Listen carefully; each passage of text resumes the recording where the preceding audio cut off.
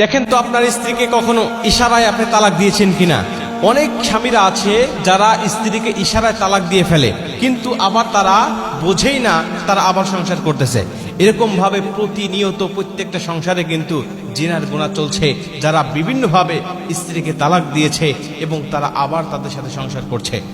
তালাক মূলত দুই প্রকার, একটা হলো তালাকের সরি, যেটা হলো স্পষ্ট তালাক, আর একটা হলো তালাকে কিনায়া, যেটা হলো অস্পষ্ট তালাক।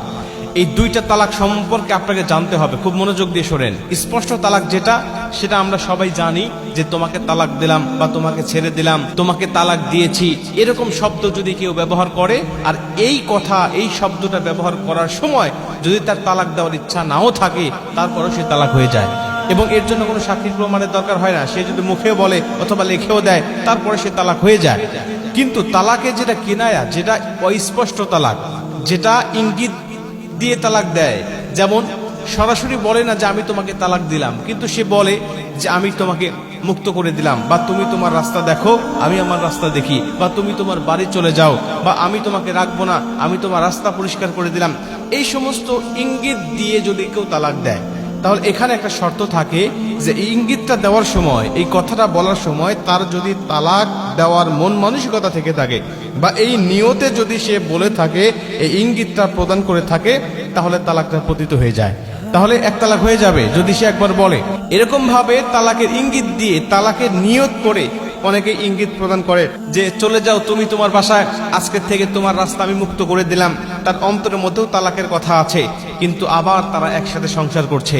মনে রাখবেন, যতদিন আপনার সংসার হবে, যতদিন আপনি বসবাস করবেন, ততদিন আপনাদের আমল নামায় জিনাহের গুনাহ উঠবে।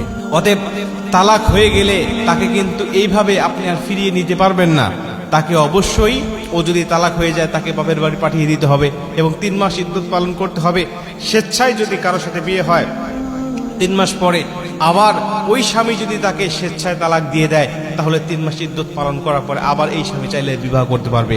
এর মাঝামাঝি তত পন্থা আমরা শুনতে পাই, যত কথা মানুষ বলে, এগুলো কিন্তু আসলে কোরআন হাদিস দ্বারা সম্মত নয়। অতএব আপনারা কখনো স্ত্রীদেরকে ইঙ্গিত বশত তালাকও দিবেন না, সরাসরি তো দিবেনই না। দেওয়ার আগে শতবার ভাববেন যে এর পরবর্তী অবস্থা কি হতে পারে। এরকম একটি ইঙ্গিতপূর্ণ তালাকের কথা হাদিসে আসছে।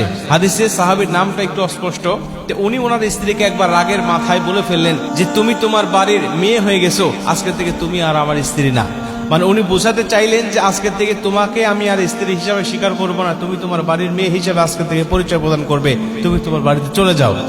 এই কথাটা বলার পরে তিনি আবার অনুশোচনায় ভুগতে লাগলেন এবং তিনি ফিকাহবিদদের কাছে গেলেন এবং তাদের কাছ থেকে মাসআলা চাইলেন। তারা জিজ্ঞাসা করলেন যে তুমি এই কথা যখন বলেছিলে, তখন কি নিয়তে বলেছিলে? তাকে তালাক দেওয়ার নিয়তে বলেছিলে, নাকি তুমি এমনিতেই বলে ফেলেছো? তিনি বলছেন না, তালাক দেওয়ার নিয়তে আমি বলি নাই। তখন তাকে বলা হলো, যদি তালাক দেওয়ার নিয়ত না থাকে আর এই ইঙ্গিতপূর্ণ তালাকের ক্ষেত্রে নিয়তটা প্রযোজ্য থাকে, অতএব তোমার স্ত্রী তালাক হয় নাই। প্রিয় ভাই, এজন্য সরাসরি স্পষ্ট তালাক যেটা, এই স্পষ্ট তালাক দেওয়ার সময় নিয়তের প্রয়োজন হয় না, কিন্তু ইঙ্গিতপূর্ণ তালাকের সময় নিয়তের প্রয়োজন হয়। অতএব এই তালাক জিনিসটাই যেহেতু অনেক সেন্সিটিভ, এটা জেনে বুঝে রাগে ভালোবেসে যেভাবেই দেন না কেন, তালাক হয়ে যাওয়ার সম্ভাবনা 100%। অতএব আপনারা কখনো এই তালাক বিষয়টা মাথায় আনবেন না, এটা সবসময় এড়িয়ে চলার চেষ্টা করবেন, কারণ শয়তান আপনাকে ধোঁকা দিয়ে বোকা বানানোর চেষ্টা করে।